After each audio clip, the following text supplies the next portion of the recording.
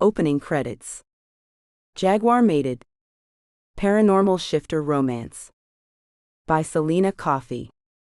Auto-narrated using Google technology. Chapter 1. History shows that mankind is very unkind to those they deem different. Every human settlement on Earth has brought about destruction to native populations or to nearby populations. Subtle differences in religion or gender found in peer groups have even led to death, expulsion, or other forms of abuse for those deemed too different or out of the norm of so-called civilized society. Because we are so very different, so very strange to those that do not have our abilities, we have to hide who we are and what we are. We are natural animals, the same as any other animal on this planet, but because we can change our shapes, our appearances, we would be hunted, killed, or used for warfare as a weapon in some way. For our very survival, we cannot go public, we must hide in the shadows, and we must not allow the world to know we exist. Our nature must be hidden if we are to survive. Mira closed the dusty old book, wondering if it was a work of fiction or that of a deranged mind. She could tell by the age of the cover and the paper that the book was at least 100 years old, but the last few entries had been done in ballpoint pen, which is not that old. The older entries were certainly done with a quill and ink. That much was obvious by the scratches and blobs of ink found on some pages, but the newer ones were definitely modern ink pens. Mira thought the books strange. There were 3 of them that she'd found so far, hidden in her grandmother Angelica's mattress, but she wasn't able to translate the older writing yet. It appeared to be in Spanish, and though she could read Spanish, every time she looked at the pages her eyes went blurry, and she was unable to make out the words. The portions written in English were as clear as day, but the Spanish portions just made her eyes water. Putting the book down on her grandmother's nightstand, she looked round the room. She'd never been allowed in this room as a child, and it was only now, after her grandmother's death, that she was able to walk into the other woman's sanctuary. The room looked like it had been decorated around 1930, and left as it was. The furniture consisted of period pieces that were simply made, but serviceable in a pink color that apparently appealed to ladies back in the day. Mira called it bismuth pink. It reminded her of stomach ailments, but her grandmother must have loved the color because the whole room was painted the same shade. Mira thought about the lines she'd read again.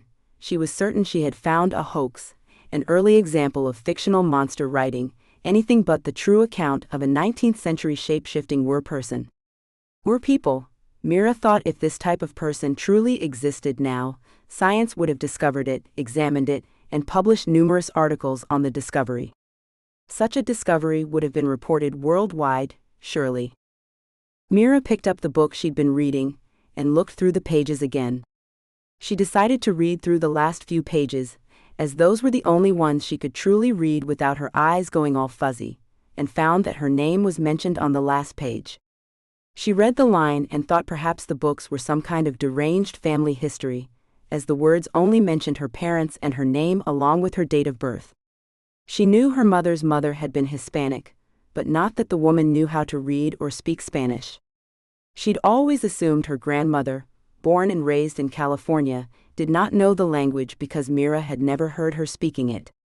The only reason Mira knew any Spanish was because of friends and her classes in school. She wouldn't know any of the language otherwise. Thinking the whole thing odd, Mira put the book down again as she heard cars arriving in the driveway. That must be her father's cousin Monica and her daughter Alice. They were the only family Mira had left, and she didn't remember either of them, but they had offered to drive her around when she got back into town once they found out she was here. They'd come over to her grandmother's house not long after she took a taxi from the airport and offered their help then.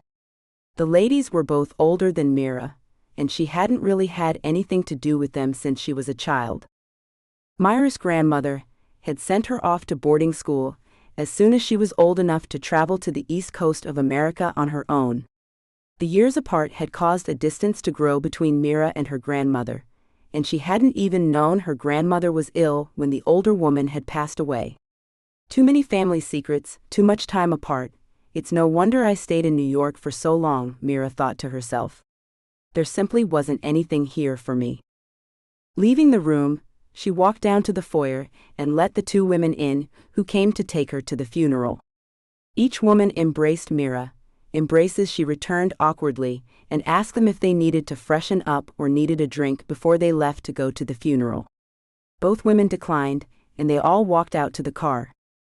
The drive was filled with chit-chat, with Mira explaining that she'd been given a month off from her job as a historian for a museum in New York, so that she could get her grandmother's estate in order. She explained that she was planning on going back as soon as she could, and that she was going to sell the house as quickly as possible also. She had no wish to stay in California, as she felt no real connection to it, and was eager to get back home.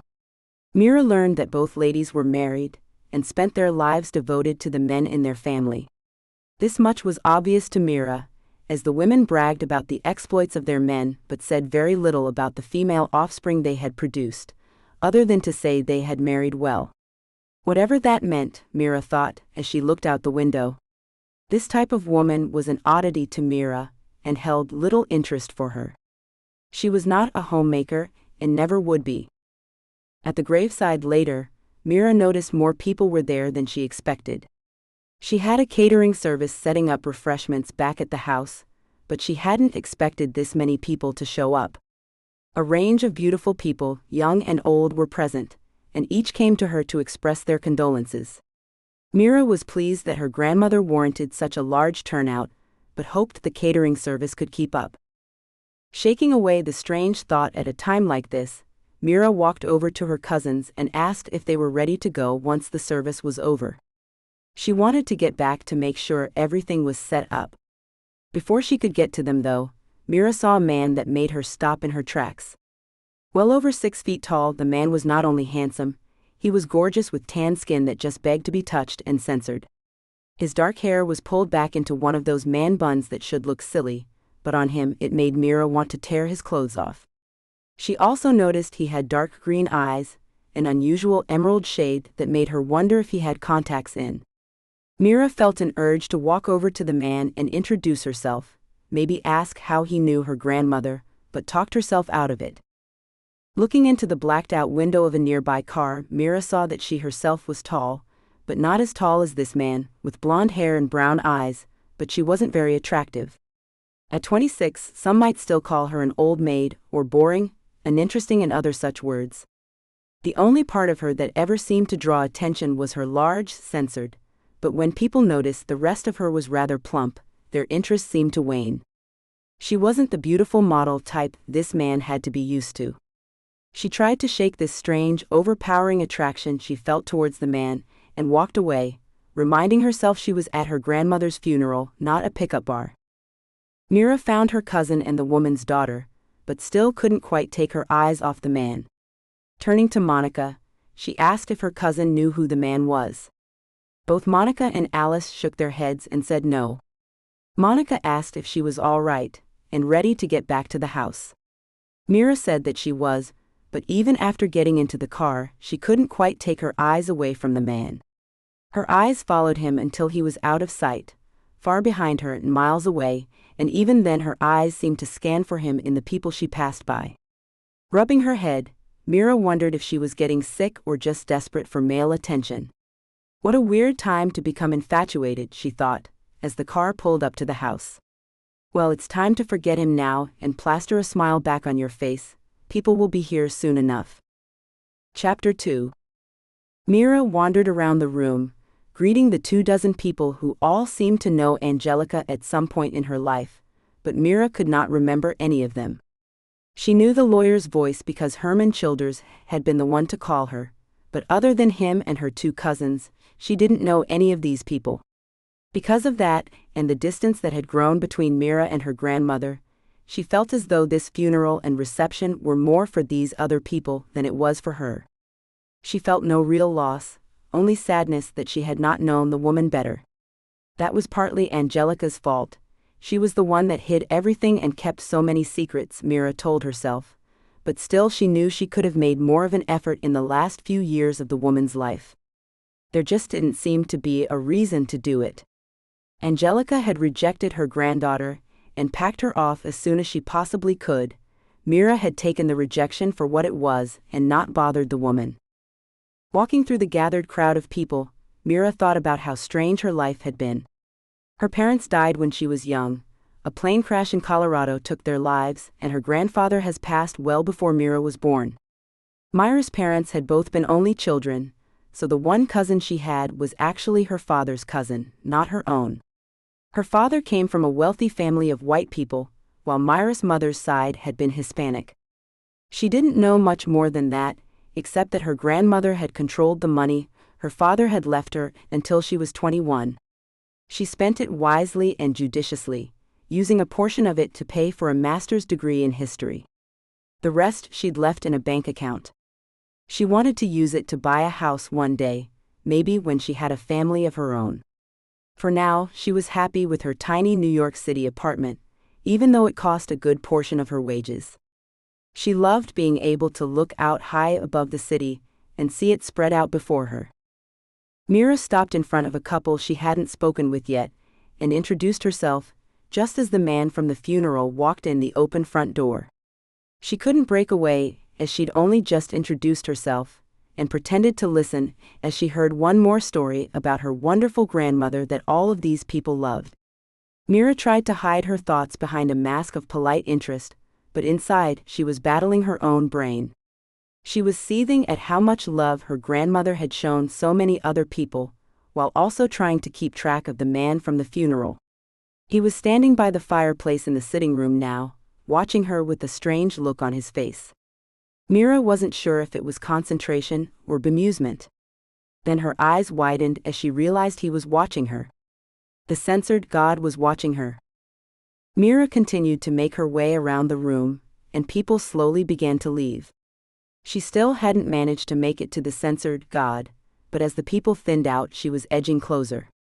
Part of her wanted to run right over to him, while another part of her was holding back. Censored God he may be, and yeah, he might be watching her, but that didn't mean he wanted to date her or anything. Maybe he was just one of those weird people that crashed family occasions knowing nobody would pay attention to them while they robbed the house blind? Perhaps, but he wasn't hiding his interest in Mira at all. Another thought occurred to Mira then, and she looked around the house, wondering if this one was a decoy and there was someone else wandering around picking up her grandmother's silver. She didn't see anyone else, and other than her two cousins, it appeared like she was finally going to get her chance to meet the censored God because everyone else was gone. Taking a deep breath and preparing herself mentally for the meeting by repeating, "Don't be a dork," over and over in her brain, Mira stepped over to the man with her hand held out and a smile on her face. "Hi, I'm Mira Clark, and you are?" she asked with a smile. "Hello, I'm Salvador Perez, I'm head of the Jaguar clan," he said with a smile. "Oh, the Jaguar clan? Is that a biker gang or something?" Mira asked blankly. She reminded herself of her "don't be a dork" mantra, and made her smile wider. "Excuse me, Mira honey, we're going to head home now. Alice has to get her boys ready for school tomorrow, oh, and little Amy as well," Monica said with a smile and another awkward hug. "You take care of yourself, and give us a buzz if you need anything. And don't be a stranger, all right? Keep in touch." With a breezy wave goodbye, Monica and Alice disappeared through the front door into the night. And just like that, Mira was alone with the man of her dreams. She gave him an awkward smile and asked if he'd like to sit down or needed another drink. She ushered him over to a recliner and sat on the edge of the couch facing him. She looked over at him expectantly, wondering what exactly had brought him here. "So you were saying about this Jaguar clan?" Mira prompted him when all he did was watch her with the smallest of smiles on his face. Mira wondered if there was something wrong with her makeup, or if someone was standing behind her, he was staring so intently. "Yes, our clan. We are of the Jaguar people. Your grandfather was head of the clan but abdicated to move to America a long time ago. My father took over, and now I am the head. But surely your grandmother told you about all of this?" No, abdicated what exactly?" "From where?" "Mexico, of course," Salvador replied. "Oh right. I thought Mexico had a president, Mira asked, even more confused now. But she had learned where her grandparents came from, at least, she realized. Mira smiled at finally knowing something about her family history. It does, but we were people, we have our own system. Salvador said calmly. Mira let her head fall to her right shoulder at the term, "we're people." Oh dear, he's a psycho, she thought as she remembered Angelica's books upstairs. Why can't a stunningly gorgeous man ever be interested in me, and not be psycho? What is so wrong with wanting a non-mentally unstable man in my life? All right, the we're people. So, you're one of these we're people then? She asked, wondering how to get him out of the house now. It was really sad that those beautiful eyes, the masculine beard covering his chin, and the absolutely unbelievable body belonged to such a mentally disturbed person, Mira observed. Gazing at his face, Mira thought he must be in his late 30s or early 40s, but was not sure. Such a shame. Maybe I should do an internet search for "were people." It is a bit odd that there seems to be all this mention of it now, she thought. Yes, I am. As I said, we are of the Jaguar clan. You are to be my wife. Now that your grandmother has passed, I have come to bring you to our homeland, so that we can be married and you can claim your birthright. Our marriage was arranged long ago, but your grandmother has put it off for several years now. We have allowed you the time to become an adult and to find a path yourself, but it is time you were introduced to the clan. Of course, Mr. Perez, let me show you the door. I'll just have my lawyer contact your lawyer tomorrow, and I'm sure we can settle all of this to both of our satisfaction. You have a good night now, and thank you for stopping by. Mira said, standing up and making an attempt to usher him to the door. Salvador never budged, however, simply staring up at her instead. His beautiful lips pursed together in consternation, and then he spoke again. Your grandmother has not told you any of this, has she? Salvador asked quietly. No, my grandmother shipped me off to boarding school the moment I could walk, it seems like, and she was not a very talkative woman. I seemed to be more of a nuisance, a burden to her than anything. Over the last few years, we haven't spoken at all, in fact, because she seemed to prefer it that way. Now, if you'll excuse me, it's been a long day. May I show you out, please? Mira asked politely. Have you found the books yet? The clan books? There should be 3 of them at least. Very old, leather-bound books. Salvador asked as he stood. Yes, but I could only read a few pages of the books. What has that got to do with anything? Mira asked. They are our history. Many centuries ago, one of our ancestors was taught to read and write Spanish, and started taking down our history. Those books are the result of centuries of writing by our history keepers. That is your job now, and you have a lot to catch up on. Salvador explained. Mira quirked an eyebrow at him that was meant to imply, wow, presumptuous much? Apparently it did the trick, because he went back to explaining how she'd been chosen by some council way down in Mexico to be his bride. Her eyebrow did not go down, if anything it went further up her forehead, as her head dropped lower. You were chosen for me, after our elders consulted the spirit world. In our world your name is Nik-Tiha, which is our word for water lily. It actually means vulva of the water, which may sound rude, but it symbolizes the fertility we associate with the water lily. In our culture, the jaguar and the water lily give life and sustenance. Without these things we would not exist, and we were each given a name to represent our own importance as the heads of our clan. I suppose you just think I'm crazy now, don't you? He spoke quietly, as he watched her easing towards the bathroom with her mobile phone in her hand. Well, maybe a little bit. It is a strange tale after all, isn't it? I'm just going to slip off to the bathroom for a moment, I won't be long. Mira practically ran when she got to the hallway, shut the door and locked it behind her. She leaned against the door, fingers working frantically to bring up her web explorer and research the man in her living room. She quickly found information on him, and learned that he was a respected archaeologist working at one of the universities in Mexico. Psychos didn't usually have department head jobs, did they? She said to herself. Nope, not at all. But the tale was too incredible to believe. Mira simply could not believe it. Besides, he kept saying we. Mira knew for a fact she'd never turned into a jaguar. Okay, think about this, Mira, she said to herself. The man is obviously unbalanced, but he's not harmed you. You don't feel threatened, so let's listen to him. By this point, Mira's inner historian was curious as well. She'd studied a bit about Latin American history in her university courses and found them interesting, but had focused mainly on North American history. He might be worth talking to as a colleague, if nothing else. Opening the door, she walked back out to the living room, wondering how she was going to convince him she was not his betrothed, or whatever he wanted to call her. She came to a sudden halt when she saw a giant cat sitting on her couch, the creature's head resting on the arm of the furniture, peering at her curiously. It was a large black jaguar, that much she knew, but how Salvador had managed to get it into her house without her knowing about it stumped her. She'd have heard the creaky old door opening at least. She slowly walked into the room, looking for Salvador. Mr. Perez? Hello? You seem to have left your cat in my living room. She called out. The jaguar raised its head and emitted a long purr before rolling over onto its back, its legs pulled up as if it wanted its stomach scratched.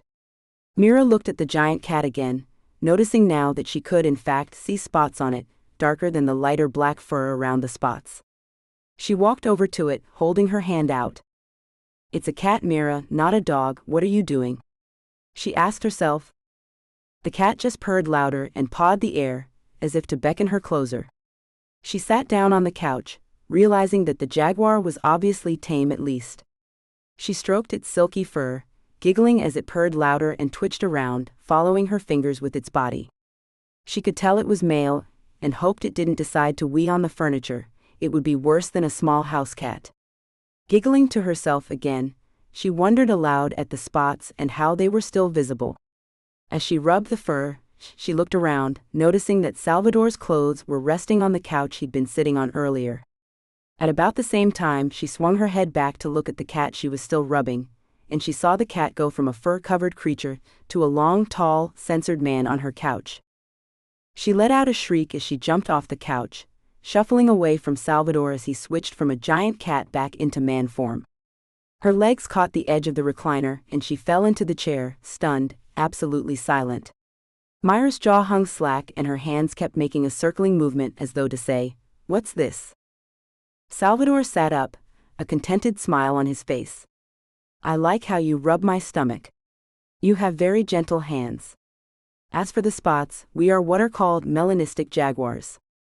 We are the same as the orange, black, and white jaguars, but our pigmentation is different. Everyone in our clan is melanistic, meaning we all appear to be solid black, though we aren't in reality." "Oh?" Mira finally managed to garble out. "Well, yes. What now then?" "Well, if you'll kindly allow me to take my clothes back, I will relieve you of the burden of trying not to stare at my genitals," he said, trying to smother a laugh. "I am sorry if I have embarrassed you. I forget not everyone is used to the nudity that comes with clan life."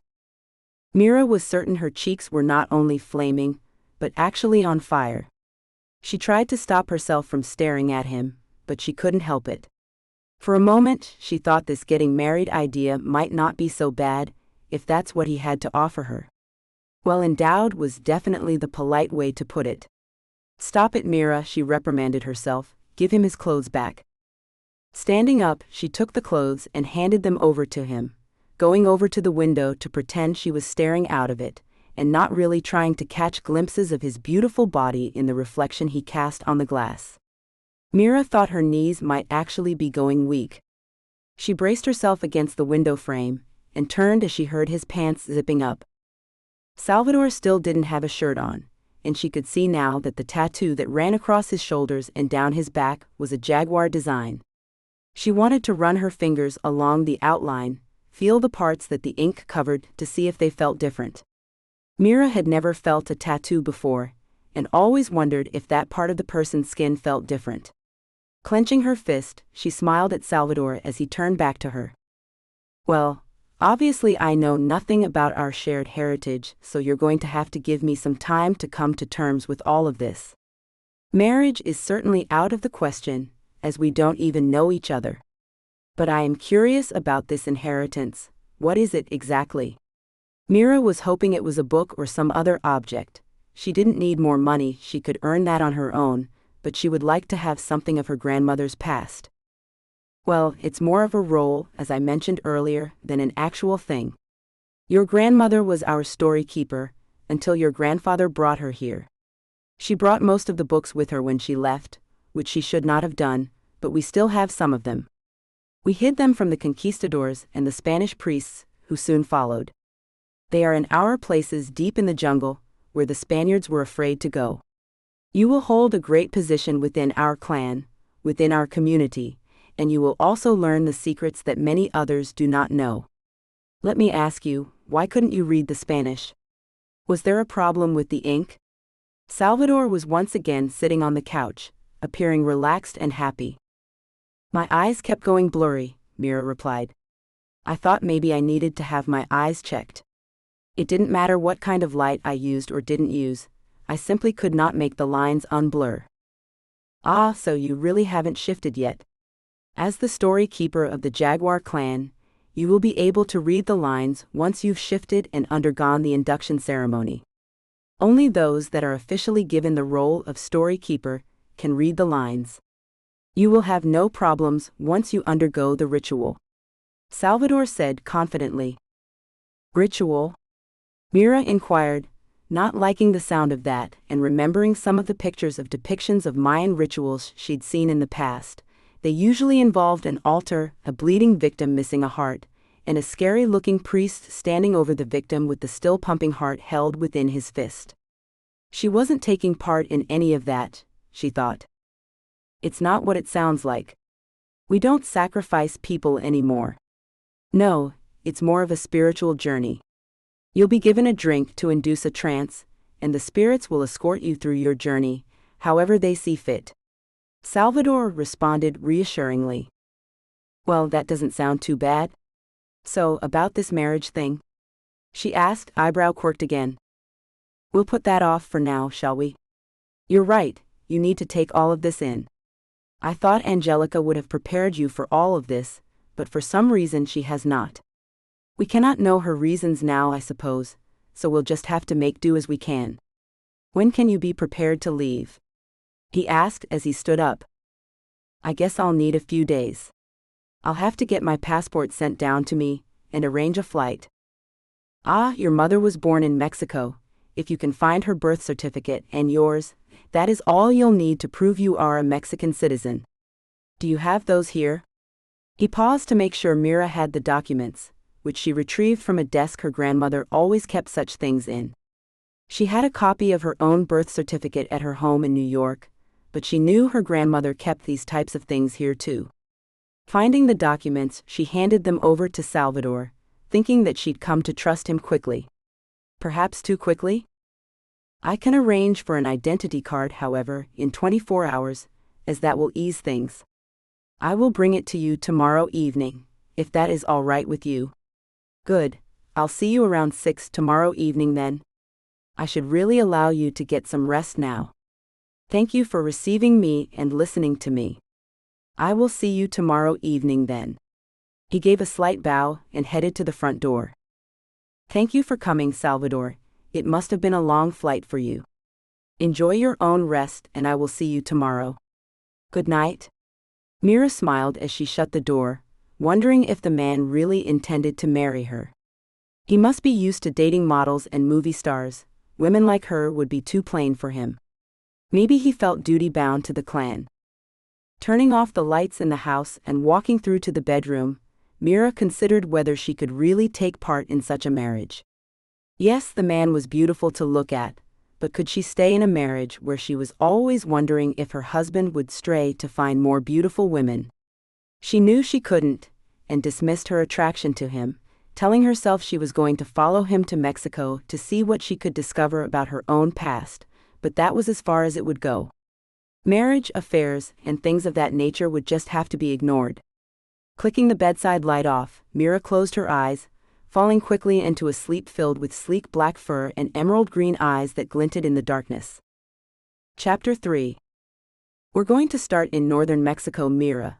We had trade routes that used to bring us up here, and this is where most of the clan members are settled now, but we'll go down towards the Yucatan in a few days. Up here the land is more arid, but a long time ago it wasn't. The Yucatan, as you'd expect, is more tropical. The small plane banked as the pilot brought them over the runway, aiming for the landing strip at a private airport Salvador had chartered for them. The man appeared to have some money. Salvador had arranged her paperwork, organized a flight, and prepared everything so that Mira could focus on settling up things at work to take another month of leave, and then prepare for the flight. The whole process had taken less than 48 hours, and now she was getting her first glimpse of a Mexican city. She was a little surprised. She felt no connection to the place.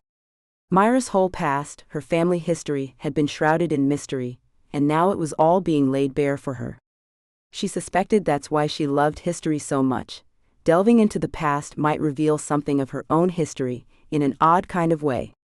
Now, however, she was intrigued by the place they were flying into, but she didn't feel a connection. Salvador managed to quickly maneuver them out of the airport and into a waiting car. The driver packed away the bags and had them on their way quicker than any other trip through an airport Mira had experienced before. She watched out her window as a mixture of really expensive housing and cheaper housing passed her by, with a few businesses passing between them. She was rather tired by now and laid her head back against the car seat, wanting to just rest her eyes for a moment, but too excited to keep her eyes closed for long. The car stopped at a gated compound, before sliding past the opening gates. Mira's eyes widened as she saw the house they were going into. House, she thought, more like a palace. White and almond stucco presented a cool facade on the three-story sprawling abode that could house an entire rugby team or three. The house was beautiful with cast iron detailing and scrollwork in the stucco. She walked into the place, hoping her jaw had shut by now, and followed a maid to her room. Salvador took her hand before she went into the room and pointed to a door just down the hall. "That one is my room over there. If you need me, just call me. Here's a phone I set up for you to use here in Mexico as well. It's all in English, so you should be all right to use it. Call me or come to the door, whatever you wish. I'll be back in about an hour, and we'll go down for dinner, all right?" Mira could only smile and shake her head. Exhaustion was settling in, and she wanted a bath and a nap.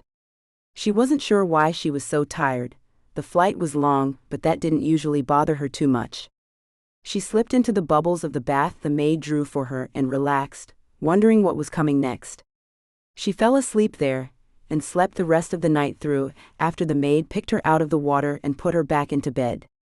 She had her first real restful sleep in days, a quiet sleep that was boring compared with the one she'd been having lately. Over the next few days, Mira met her grandparents' family members. Aunts, uncles, and cousins she'd never known existed were crawling up out of the woodwork.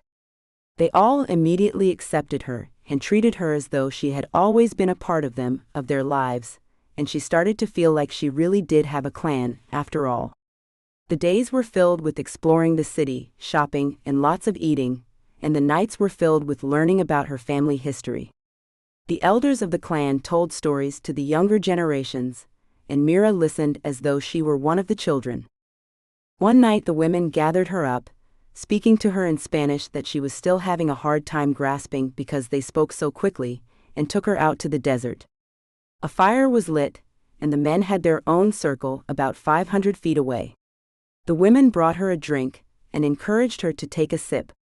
She was thirsty and wanted more of the delicious nectar, but the woman took the small bowl from her, telling her too much would make her sick. The woman began to sing then, as the men began to play beautifully crafted but odd instruments, things Mira had never seen before, and Mira watched the heavens as a languid feeling began to take over her body.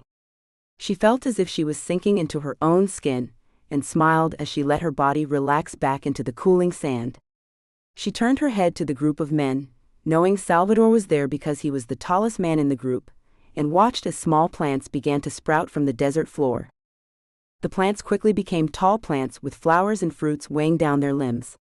Trees unlike any she'd ever seen before began to grow, and the moonlight illuminated a variety of animals resting on their branches, safe from the creatures that inhabited the jungle floor. Mira did not find any of this strange. She simply felt happy that she was witnessing such a lovely event. Then time seemed to speed up, and the days sped into night within the blink of an eye. People came and went, until the scenes before her eyes slowed down and a tall building grew out of the forest. She saw two people on top of a temple, speaking in a language that she'd never heard but somehow knew. Standing in the shadows of the temple, she didn't wonder how she got there. She just watched as the couple reached to the heavens imploringly, then quickly turned into panthers.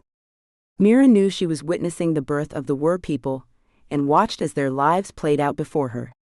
The couple appeared to be Salvador and herself, but the woman had the black hair of the indigenous people.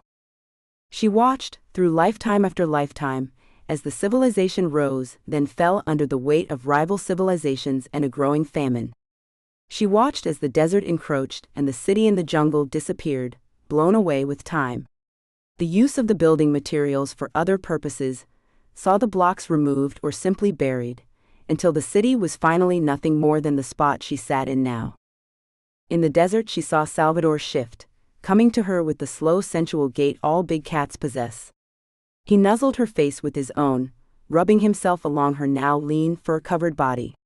Mira followed as she ran up the steps of the temple that now appeared again before her eyes, torches lighting the way up the steps until she reached the top. A slab rested there, lit by the torches, and she rested on it, shifting back into human form as Salvador took his place above her. "We are the chosen ones, Mira. We have to ensure our people can carry on. We shall make a child here, tonight, that will lead our people out of the darkness into a place where they are safe and will live long into the future." His lips brushed hers then, making her forget the hard feel of the stone slab beneath her as she lost herself in Salvador's body, or the oddness of the words he spoke. This scene has been censored to provide a safe and enjoyable reading experience for everyone. Mira sank to the ground beside him when she'd caught her breath, wondering what would come next. For now she wanted to nap, to stare up at the stars, to suck on his beautiful censored some more all at the same time. Salvador moved to his side, facing Mira, and censored her. Smiling, he sat watching her, and slowly her eyes closed, and she slept there with him, in the desert with the Milky Way shining bright above them. Chapter 4. "Your name is Julia? Why should that matter to me?" Mira asked, as the beautiful woman before her swept haughtily around the room, fanning the sheer fabric of part of her skirt around her dramatically as she paced. Mira and Salvador had come back to the house early that morning, sleeping in Salvador's room until Salvador rose to go take care of some business for the day. Mira could still feel his touch on her skin, the brush of his beard across her censored, and she blushed just thinking about it. Salvador had made her feel like she was beautiful, for the first time in her life. No man had ever made her feel like that. Some had made her feel special for a moment or two, but most wandered away when the next woman caught their attention. She'd learned to take men or leave them, but Salvador was different. He was considerate, making sure she was comfortable and happy. He made her laugh, and he listened to her opinions. He appreciated that she was educated, and they'd spent a lot of time discussing historical eras and occurrences. He really was the man of her dreams. "Pardon me? Mira, is it?" "Well, Mira, I have some things you need to know if you'll stop daydreaming about Salvador for 5 minutes. The woman rudely interrupted. Looking at her, she was the kind of nympho Mira would expect Salvador to date, but she had no idea who the woman was.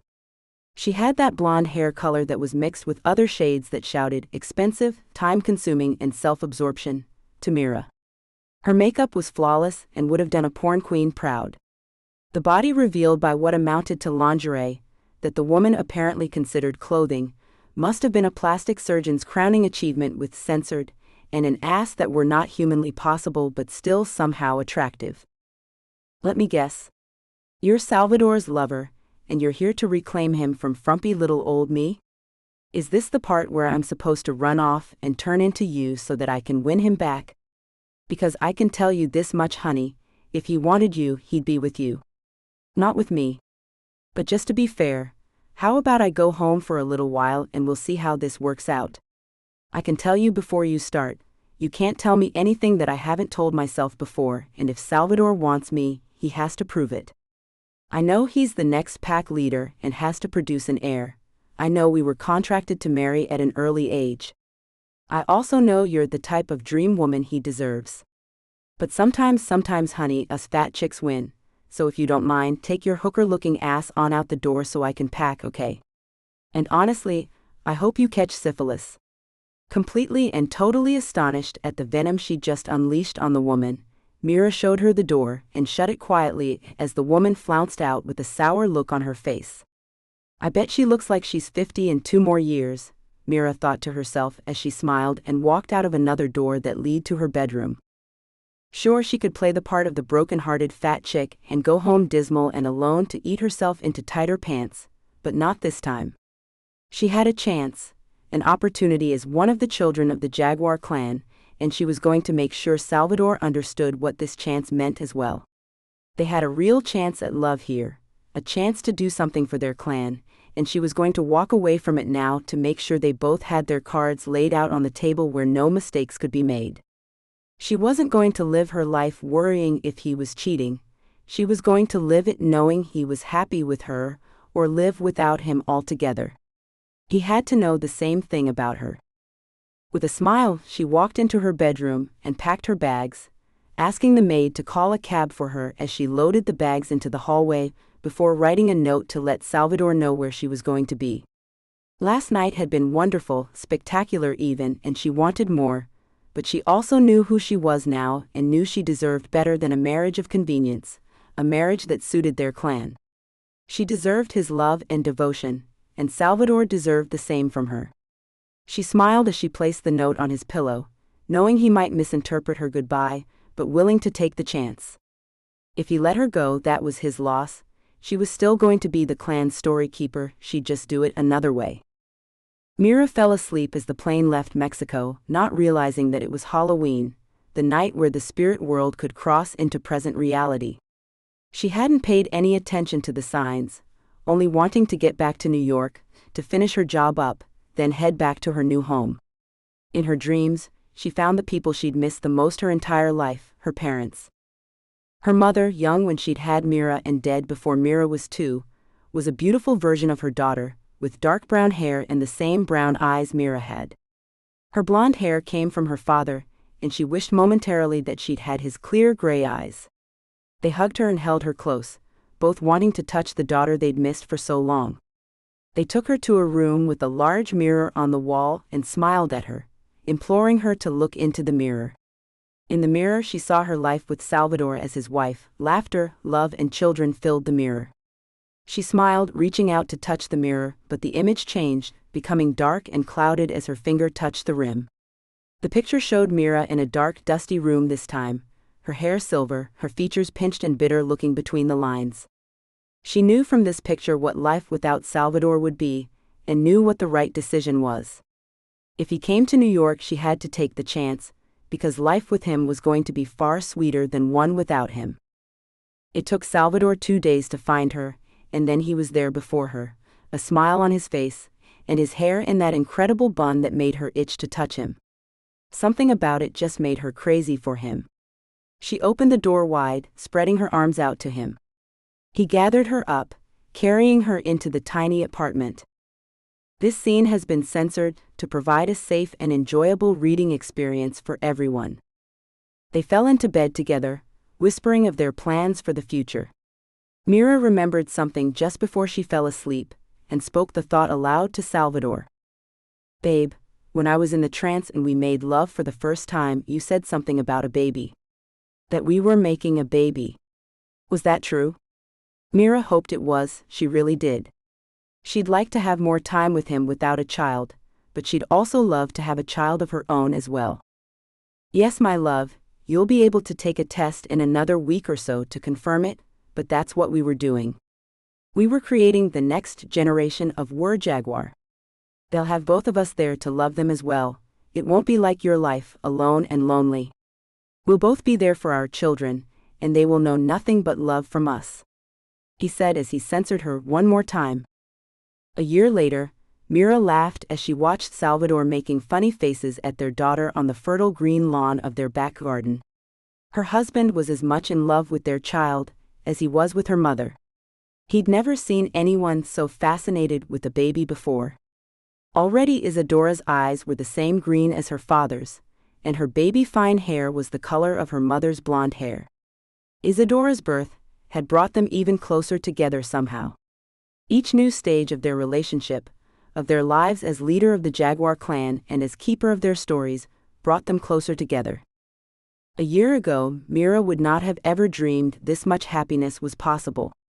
She still had no idea why her grandmother had been so unloving, so unkind to her, but after Isadora's birth she thought she might have an idea why. She so loved the child that the thought of losing her made Mira go cold.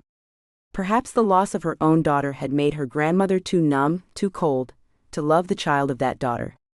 Isadora would never know that pain of being unloved if she could help it, and she lived each day as if it was the last she'd get to spend with either of the two people she loved the most. If anything happened to her, she did not want them to ever doubt just how much she truly loved them.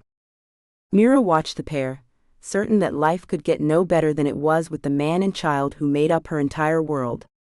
She knew the future only held more love for her, and for the rest of her life, she would remember that cold gray image of her alone in the library as a warning of what her life could have been if she'd made the wrong decision. Staring up into the brightly lit sky, she knew she'd made the right choice, for her, for Salvador, and for the future of their clan. Thank you for reading my book. If you like this story, I think you'll enjoy my book Cain. A big favor to ask. I would really love it if you could take a few seconds to leave me a review. Thank you so much in advance. About the author. Selena Coffey is a romance writer who lives happily in London with her husband and son.